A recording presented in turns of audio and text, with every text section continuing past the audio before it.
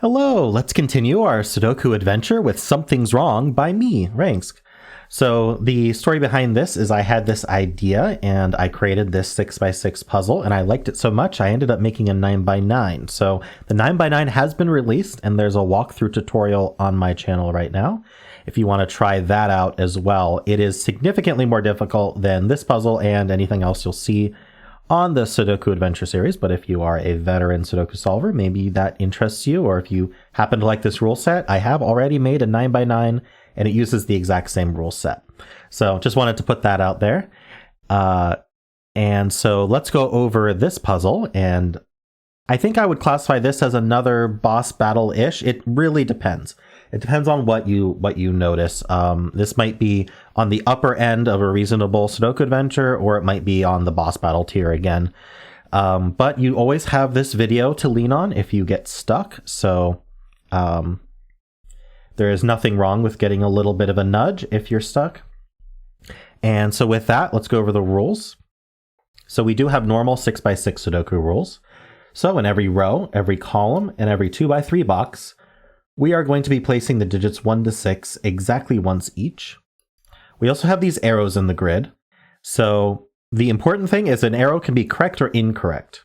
Correct arrows, you sum the value on the arrow, and that is filled in as the value in the circle. So the value in the circle is the sum of the values on the connected arrow, just like normal arrows. So if this was 1, 3, and 2, those add to 6, we'd fill a 6 here, but only if this is a correct arrow.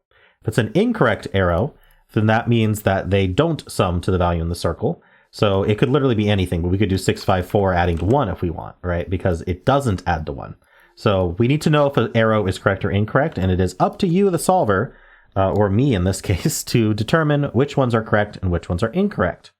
To assist us with that, we have digits outside the grid, and what they give is they give the sum of the correct circles. So we ignore any of the arrow cells. We only look at the circles. And then of those, we only look at the correct ones. So if for whatever reason, I don't know, these 3 ended up the correct ones, then these 3 would add up to 10. This example is not the correct answer, and you can probably see why. But there we go. So in this row, the correct ones add to 3. In this row, the correct ones add to 5. So you have to find the correct ones, and then those will end up adding to that value. So this takes a little bit of creative thinking to figure out what's going on, but I think you can handle it. And if you would like to give it a try, I definitely recommend you do. There is a link in the description. I'll also put in the description a link to the 9x9 version, and I'll put a little card on this video, as well as in the description. I'll put the link in the description to the walkthrough solve of the 9x9. All right, with all that said, I am going to get started right now. And it has been a little bit since I've solved this myself, like a couple days, not that long, but I don't have the exact path planned out, but hopefully I will remember everything that we need to know. If not, we'll figure it out together. All right. So I think it's natural to look top to bottom, scanning. And when we do so, we learn a few things. So first, these obviously, if these are correct, they have to add to 6. So this one and this one here, they kind of face each other, and there's only one of them can be correct, because one of them's going to add, if one of them were correct, they'd add to 6. Both were correct, we'd have 2 6s in the row. So at most one is correct, but they could both be wrong also. And now if we look at these two here, these could both be correct or incorrect. We're not sure. But what we do know is we need at least 2 cells to be correct so that we can add to 10. If it was 2 cells, it would be 6, 4. Now, what if it was 3 cells? If it was 3 cells, how would we add to 10? Well, we would need a 1 or a 2 involved in the sum to 10.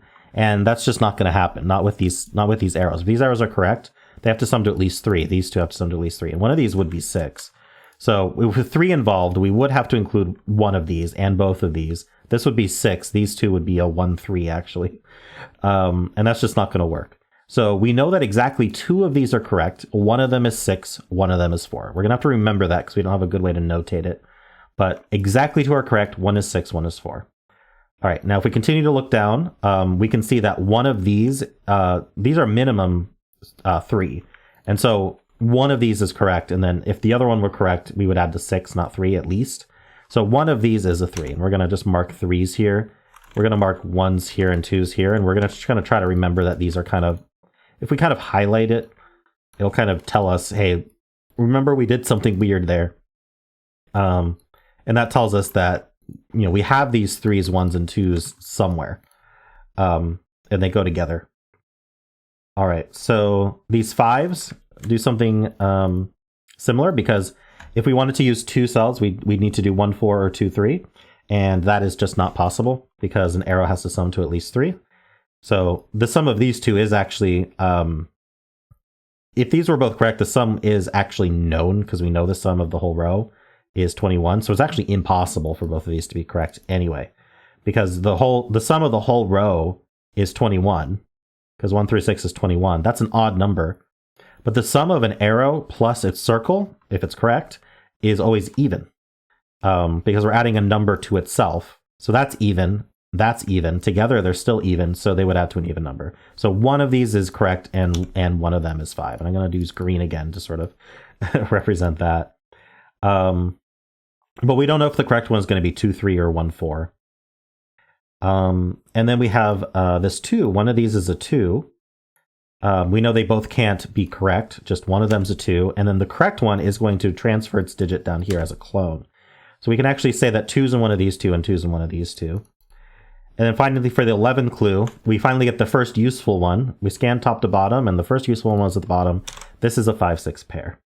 And they are both correct. So I'm going to use... I already used green to represent something interesting, so I'm going to use blue for correct. I'm going to use orange for incorrect arrows, and we'll just remember that these are correct.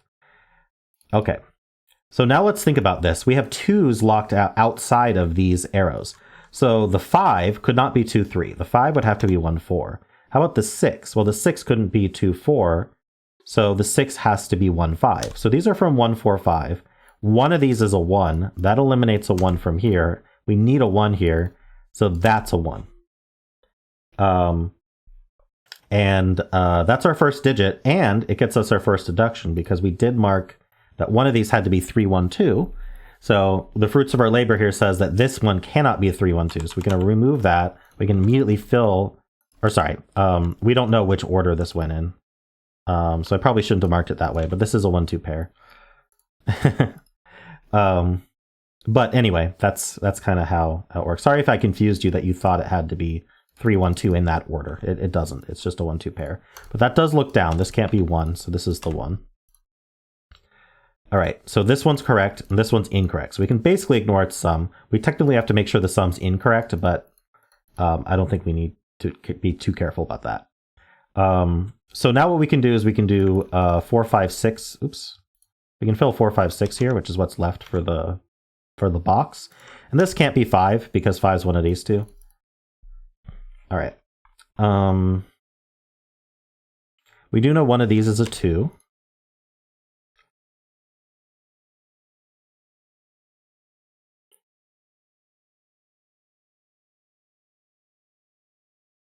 So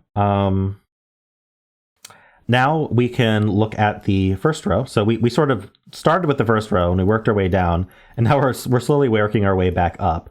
So we make it back to the first row. And remember, 2 of these need to be correct, 2 are incorrect, and the correct ones add to 6 plus 4. So the question to ask now is, which one of these can be a 4?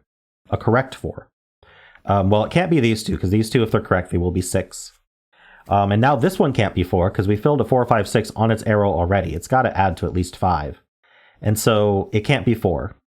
So this one is the 4, and it comes with a 1, 3 pair, which we actually know the order of. So that's 1, that's 3.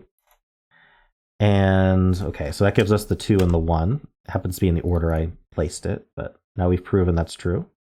If this 5 were true, this would have to be a 4, but that seems reasonable. Okay, so now we have a triple left here, and that's going to be 2 is one of these two, and then we also need 5 and 6. But if we look, there is a 5, 6 pair in row 6, keeping this from being 5 or 6. So we have a naked single 2. We know that the 2 is part of the correct arrow, so that's also a 2. And we can mark more blue and orange here. We also know this is correct, so that's blue. Okay, so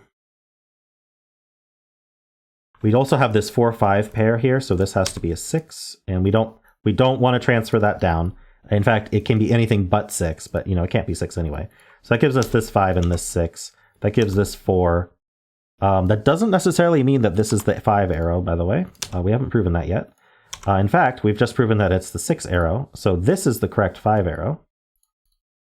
So this is correct. This is incorrect. And this does end up being a 2-3 pair. Here we can finish our pencil marking here, 4s and 5s. Here we need a 3 and 4. And then here, this needs to be a 3. So that's 2 and 3. This is a pair. We have 1, 2, 3. We need 4 and 6. We know the order because of this 4, 6 and 4. All right. And now this 6 here, when we filled it a while ago, but we just haven't gotten to it yet, that does tell us that this one can't be 6. So we know this one's wrong. And this 6 here tells us this can't be 6. So that one's wrong. So this has to be the correct 6. And we can fill the 1 and the 2 there. Could have done that earlier. I mean, your path may be slightly different than mine, but as you can tell, I haven't really stopped. So order doesn't matter a huge amount, just that you get all the necessary deductions. And we just finished this box. So we need a 1 somewhere. We have a 2. We need a 3 somewhere. We need a 5 and a 6 somewhere. All right. So with explanation and everything, took me 8 minutes. Of course, I've solved the puzzle before. I created the puzzle. But yeah. So I don't think any of the deductions are especially difficult, but it is difficult to wrap your head around how to do this constraint. So yeah, hopefully you enjoyed the puzzle. And if you want to see more with this constraint, again, I do have a video/puzzle that's 9x9 as well. Feel free to take a gander at that. And of course, if you enjoyed this content, why not leave a like, subscribe, and a kind comment below.